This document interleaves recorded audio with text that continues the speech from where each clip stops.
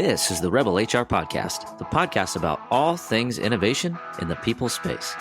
I'm Kyle Rode. Let's start the show. Welcome back, Rebel HR community. We are going to have a fun conversation today. With us, we have the one, the only Calli Bakken. She is the founder of WiggleWork. Had the joy of getting to interact directly with Calli at Disrupt HR Twin Cities here a few weeks ago, and she has graciously joined us on the podcast. Calli, thanks for joining us. Thank you so much. I'm excited to be here. Well, we are so incredibly excited to have you. I think from my standpoint, we are kindred spirits in the belief of what HR can be. And so my first question for you is, I'd like to understand what motivated you to found your company, WiggleWork. Yeah, so it's fun and kind of full circle because it started out as a Disrupt HR talk, actually. One of the things that I talked about was corporate childcare is the biggest missed opportunity for being able to basically create your own returns in a workforce. And so I started talking about it, found out that a lot of people aren't doing it because it's just too complicated. And then I had my own child before that, but mostly seeing the climate around childcare, the fact that I've been on infant childcare lists since April of 2022, and my name isn't going to come up for another year at least, really helped me see that really someone needs to do something about this. And I guess it needs to be me. Oh my gosh. So we're gonna go down the rabbit hole here because I think childcare is one of those areas. It's like, everybody knows it's an issue, but so many of us just throw our hands up and say, well, yeah, that sucks. A great example here. So a couple years ago, I was an HR director at a manufacturing facility, and we realized that we were losing a significant amount of new hires every single month because they could not figure out the childcare issue.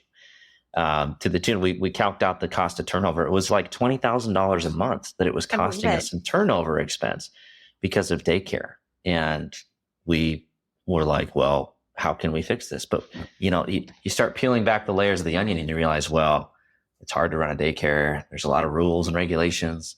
And we put together a coalition of employers. And thankfully, a couple of the employers stepped up. And I'll give them a shout out here.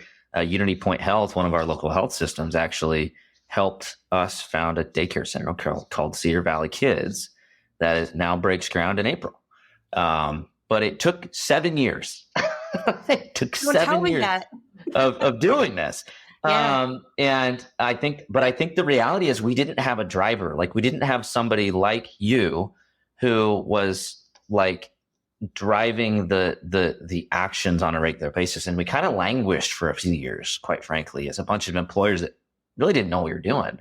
And thankfully, we had a coalition that came together and some community leaders that helped us put this thing together. But good for you for recognizing this need and for addressing it. So as you think about the work that you're doing at WiggleWork and your experience in kind of organizational systems and what you've labeled as human-centered progress, how do you identify where to start? Like, because so often I feel like that's the issue. Like we know there's an issue, but we don't know where it falls on the level of priority. We don't really know where to start. We need kind of that help prioritizing.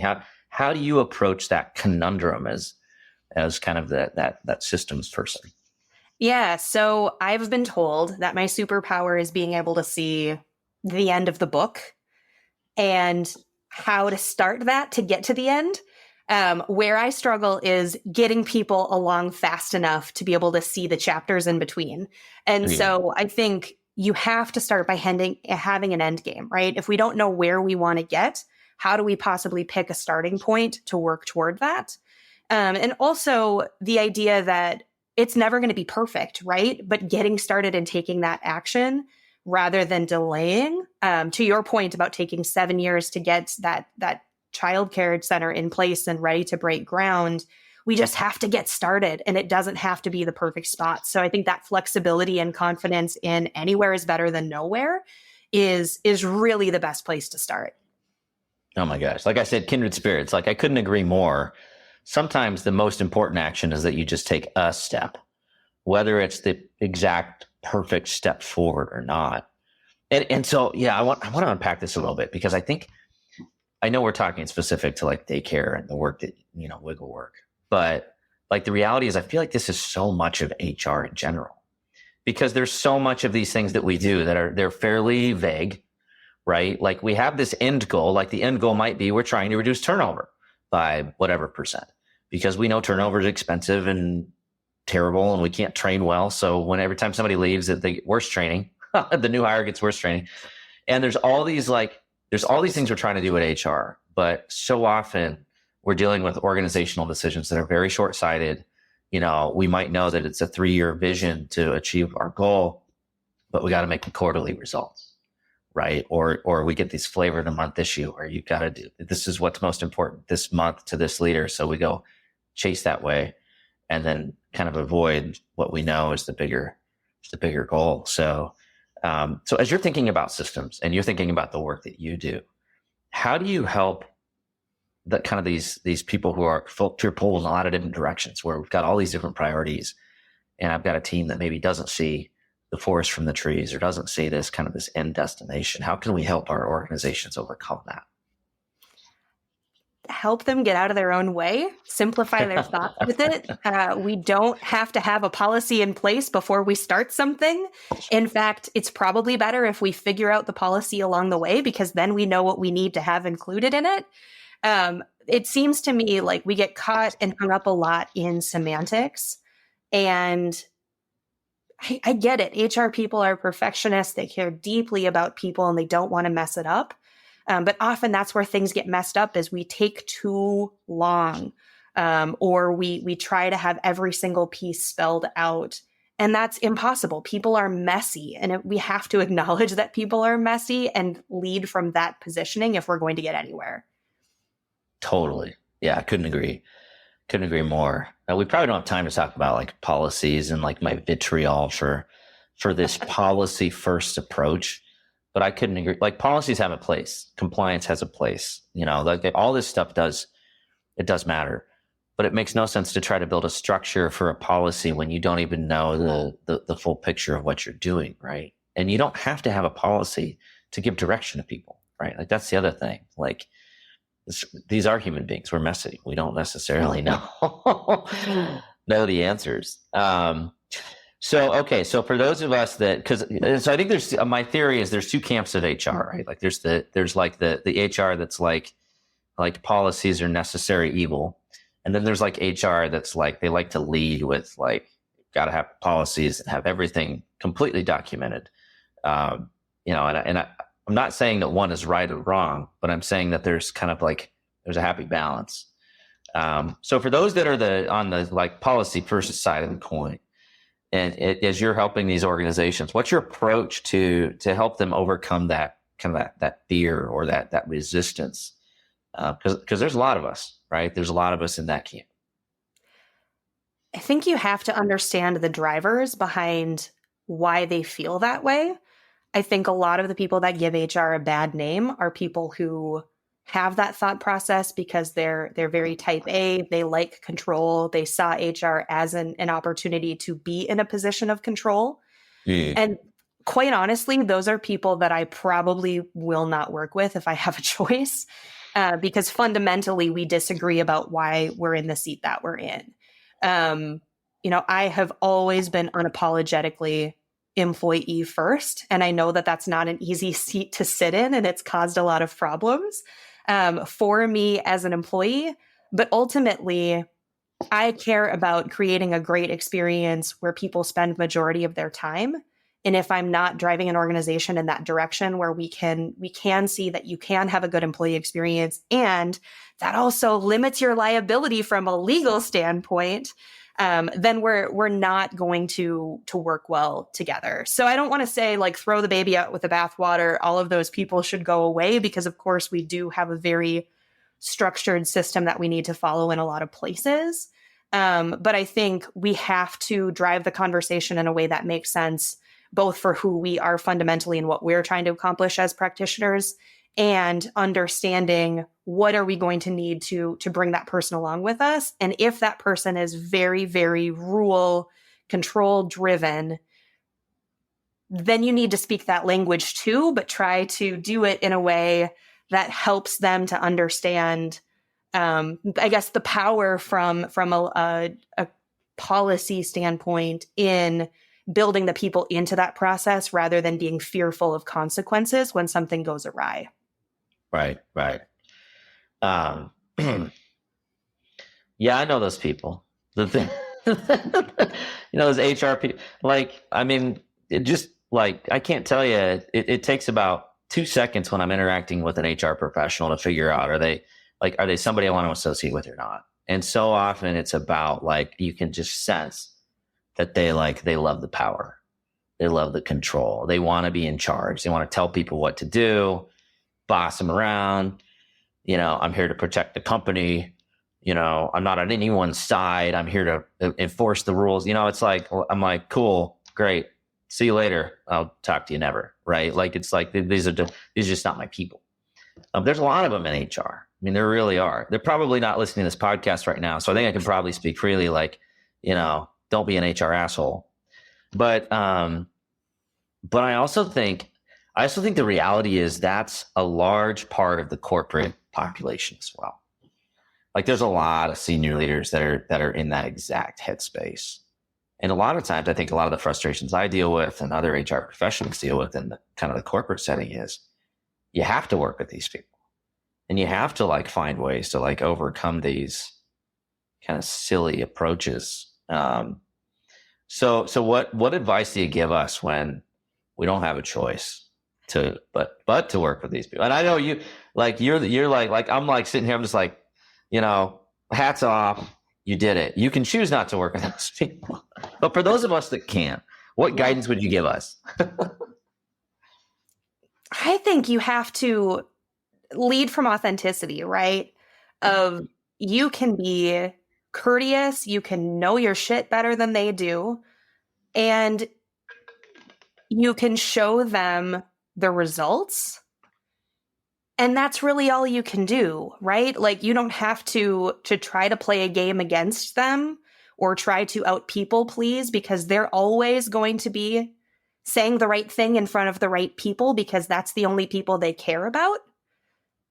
And I don't know, I'm not interested in playing that game, but I can still interact with you in a way that's respectful while placing boundaries in place. And I think that's the boundary piece is really, really hard, but that's maybe the most important piece, because otherwise there's no shame for them in trying to step around you or above you. So you just have to be better than them. And honestly, it's not that hard because usually they're just a yes person, and strategy is always going to win out if you have the skills to be able to communicate that strategy. Yeah. Okay. I want to pull on this thread a little bit. So like, because I also have a theory. I think a lot of people pleasers go into HR, and we can unpack that. I know you went to college for psychology, so we can unpack like all the psychological, like trying to heal, your childhood trauma, wounds, whatever, like you're people pleasing because it gave you accolades when you were a child, et cetera. But there's a lot of us in HR, right? Myself included. I'm kind of a natural kind of people pleaser. But I think the reality is, like, if you say yes too much, if you are just like you're a yes person, eventually people will not come to you for what you are most important, which is giving advice, right? Helping support your team, like being a, sounding board for decisions and ideas and thoughts. And hey, what do you think the team's going to think about this decision? How does this feel to you? Those are these kinds of things that, in my opinion, is where we add value. So if you're a yes person or you're a people pleaser, and I guess the question that I would ask is a question one of my mentors asked me a long time ago, and to this day it still leaves a ripple, and that is, who are you and what do you stand for? Because if you are just a yes person, the answer is I don't know and nothing. So, which is a miserable place to be, and I've been there. I think there are people who are interested in contemplating that question, and there are people who don't care. And maybe that's the distinction. Ooh, I like it. Okay, pull on that thread a little bit more. So for the people that don't give a shit, they're just happy to just fill the role, smile. It fits my worldview, and I can go to work and be miserable and go home and complain about work, and that's just the life that I'm okay with. Yeah, why? What do you do? How do you drive change in those organizations? So I'll flip that on you a little bit. I think the ones who are miserable are the ones who care, who have to work with those people. I think those people close their eyes and they can go to bed at night. Okay, I like that. Yeah. So the assholes that don't give a shit are the ones that are blissfully ignorant because they just don't care. There's comfort in ignorance. There is, totally. Yeah. There's a value in not giving a shit. But for those of us that can't not give a shit, what do we do? I think for me, the most freeing thing has been starting to realize who those people are and that I can't change them and I'm not going to fight it anymore. Yeah. Which has also, again, caused a lot of problems for me. But coming out on the other side of it now, I feel so much better because I know in my gut I cared for the right reasons and I'm working toward making change for the right reasons versus just following along with the status quo. And that, I mean, that's the most comfort I can take at this point, I guess, is that I do give a shit and that's a good thing. It's not a bad thing.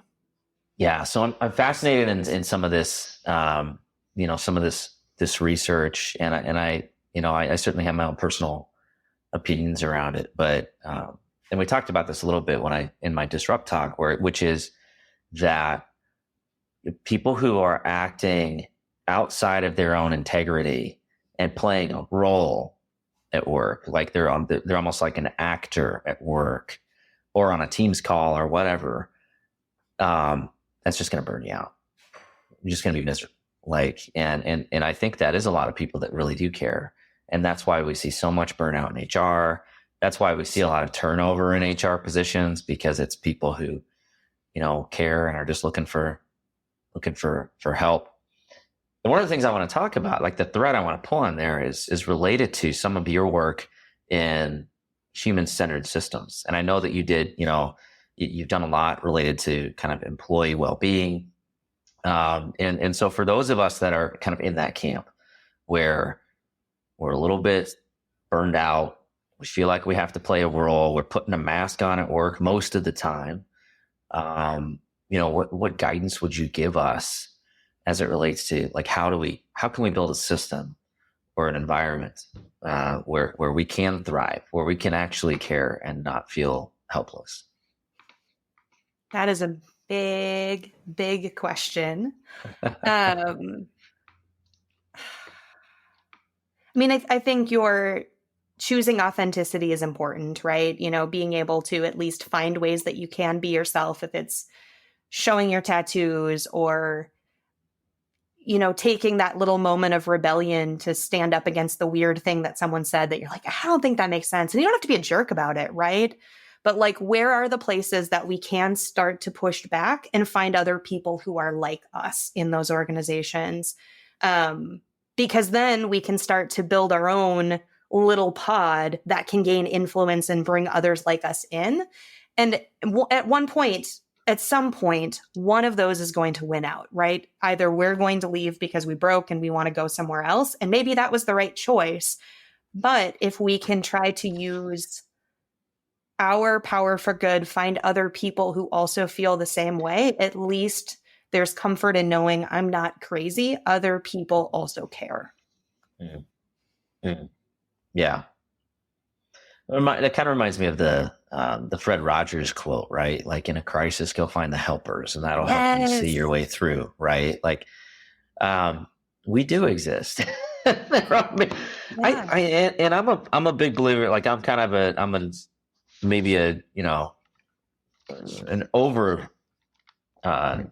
overwhelming optimist at times, or maybe overly optimistic at times. But the reality is, I truly believe that I think most people do have good intentions, right? It's just the way that those behaviors and actions present themselves don't necessarily show that. And so I think so much of it is finding your, your group, your people that align with you, the people that do allow you to kind of be your own weird, authentic self. And side note, there are times where you got to mask up, right? Like I think about like every time I have to fire somebody, it's horrible, it's freaking horrible. And the other piece of advice one of my mentors gave me was the minute that it's not horrible, go find a new job, right? Like everybody should hate terminating people. That's like, that's horrible. A lot of times you have to put a mask on for that, right?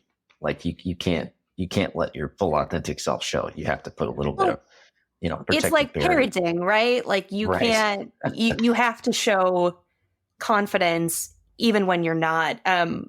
You have not met Lisa Hannum, I don't believe, but she spoke at Disrupt Minneapolis last year and talked about welcome to the table. We're all terrified. And I think recognizing that everybody is just trying to figure it out. And you don't want to show your chaos. I think that's a skill that is really important. So I appreciate you clarifying that authenticity doesn't mean like, I'm a Muppet and everything is on fire.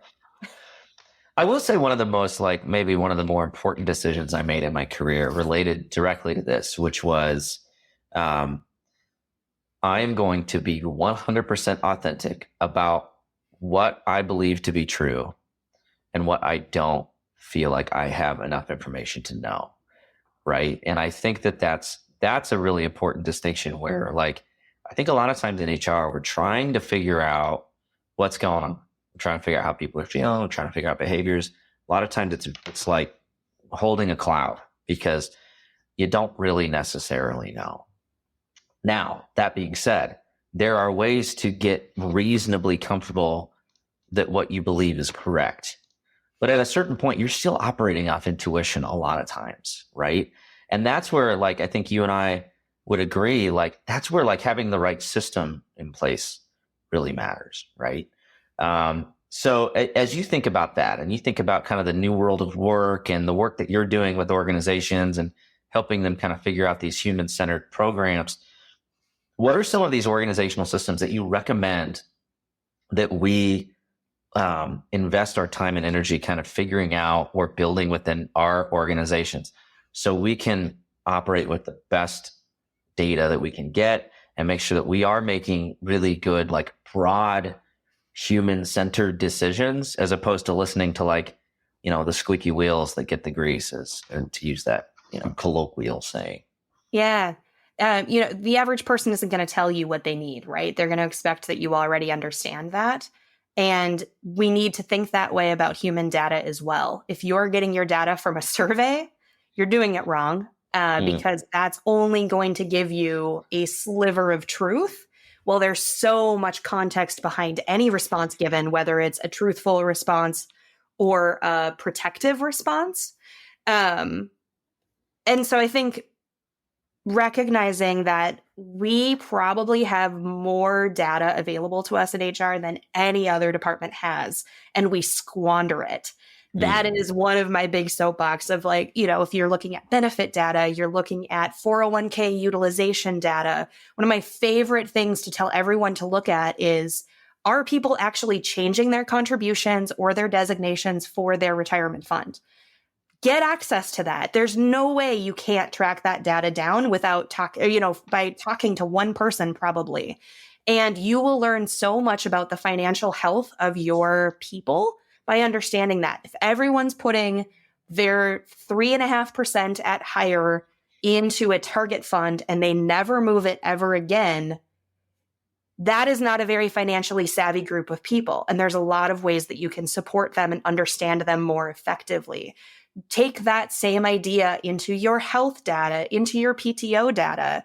The other one that I get really crazy about is you should not have all of your PTO being designated 6 months in advance. If people don't have the ability to say, today is not a good day, I can't come, that is a problem. And you can see that in the data of when are requests turned in versus when is that being taken.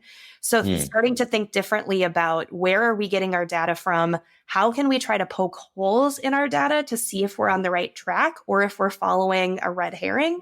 That is all really important. One of my favorite exercises to do in speaking is trying to work through an example where people follow their gut, right? And people want to just prove that what they think to be true is what's true. We don't actively think about disproving what we think is true to make sure that we know it's true.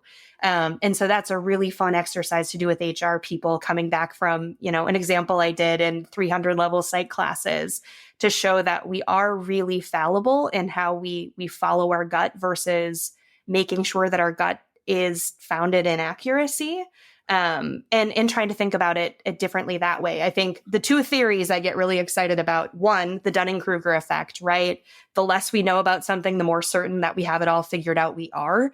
So when you start to question things, you're on the right track. That's exactly what you should be doing. It shows that you know enough about that. And the other is Occam's razor. And usually the most simple answer is probably the most likely answer. And getting out of our own heads to think, was this ill intent? What is going on?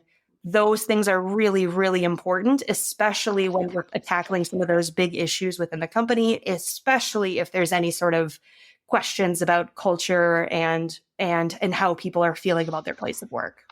Totally. I love it. I'm going to take it one step further and say, here's the deal, HR professionals listening to this, or people leaders, or anybody. The reality is some of us aren't very good at this. Neither are our teams.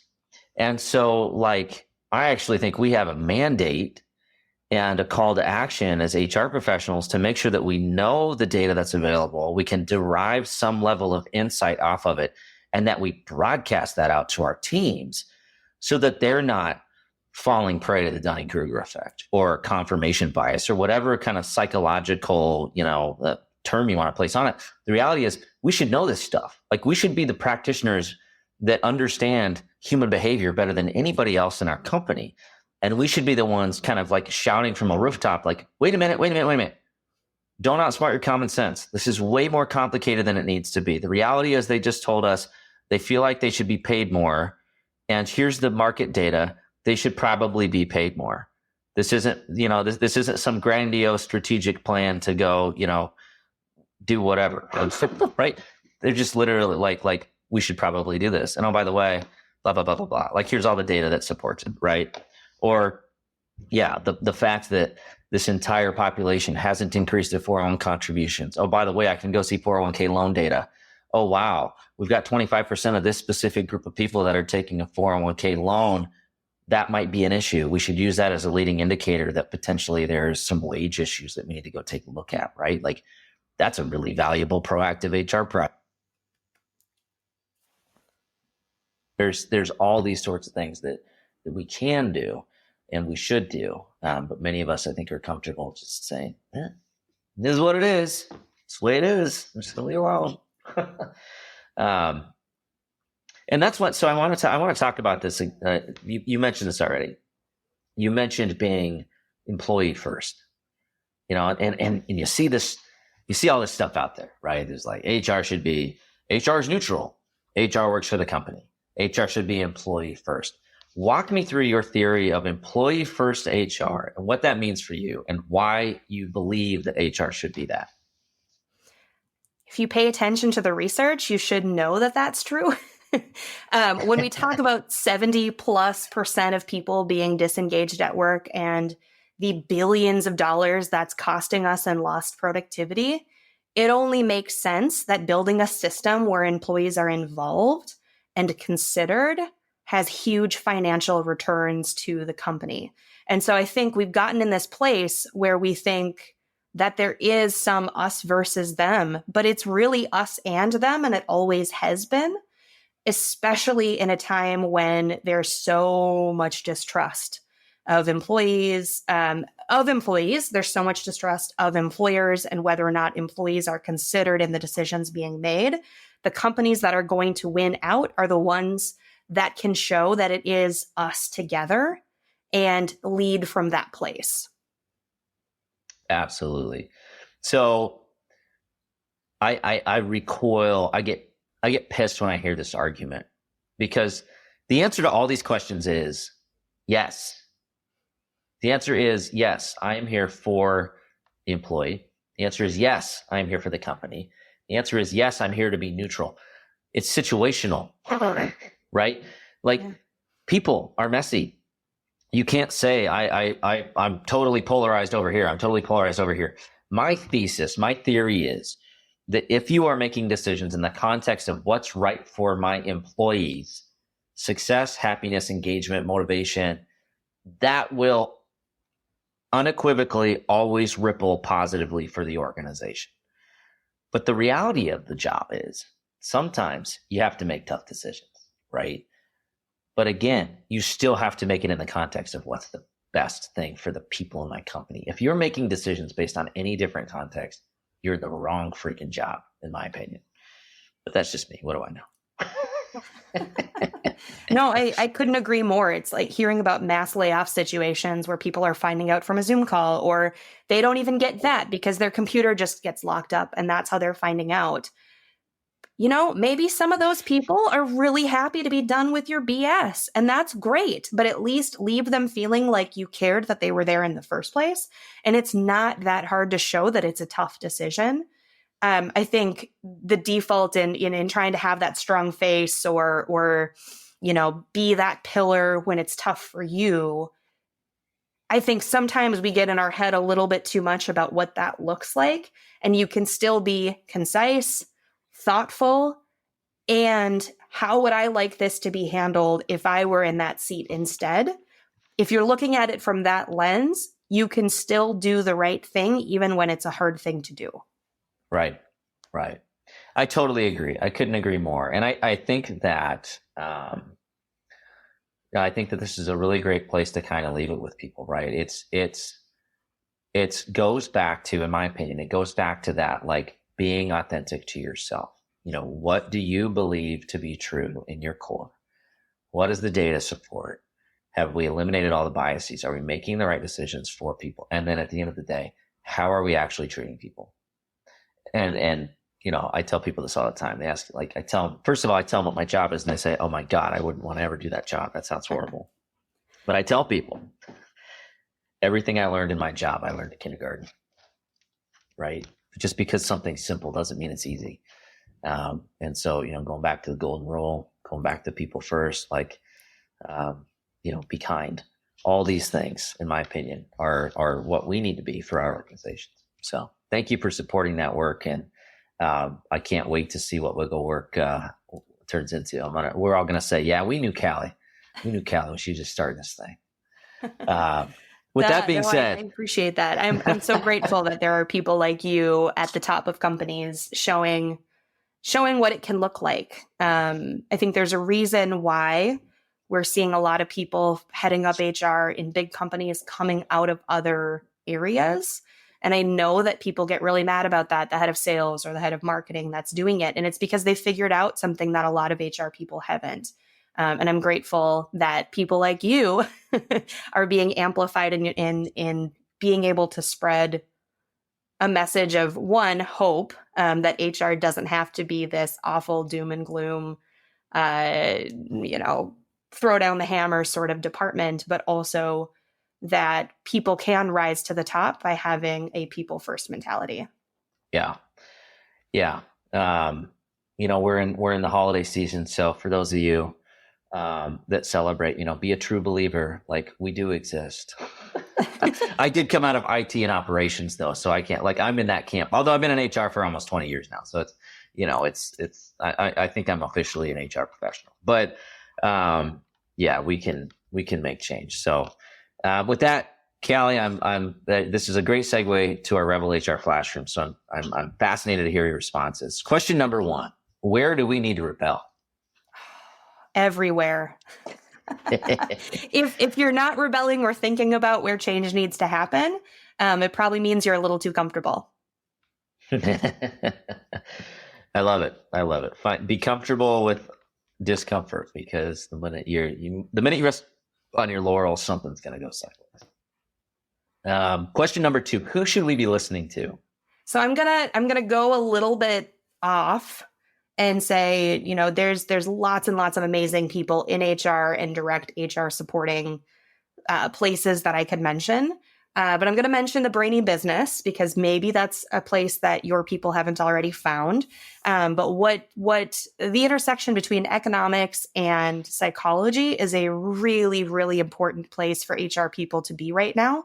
And she does a really, really great job introducing HR people, I think, to some pretty cool concepts that can change the way we think about people operations. Yeah, no, I totally agree. And I think one of the most profound learnings you can do as an HR professional is expand your aperture to other disciplines, because it all ties together back to human behavior. So like economics is a great example. I agree. I find like behavioral economics absolutely fascinating. And I find that informs a lot of the work I do as an HR professional. So final question, how can our listeners connect with you, learn more, and find out about WiggleWork? I spend too much time on LinkedIn, so that's an easy place to find me. I have not officially announced WiggleWork. I want my website to be pretty. So, I talk about not waiting to get started, but I need to have something. And so I will have an official announcement linking to my website, all of that kind of stuff very, very, very soon. But LinkedIn is the best place to find me and probably will continue to be that for a while. Absolutely. We'll have a link to that in the show notes. Hop on in, check it out, follow Calli's work. I know that the videos from Disrupt Minneapolis are coming out here in the near future, so keep an eye open for that. Thank you so much for spending a few minutes with us here, Calli, and thank you for helping drive change in the world of HR. Thank you. I'm so grateful for the chance to talk with you and know that there's more of us out there. Power. Thanks. All right, that does it for the Rebel HR podcast. Big thank you to our guests. Follow us on Facebook at Rebel HR Podcast, Twitter at Rebel HR Guy, or see our website at rebelhumanresources.com. The views and opinions expressed by Rebel HR Podcast are those of the authors and do not necessarily reflect the official policy or position of any of the organizations that we represent. No animals were harmed during the filming of this podcast.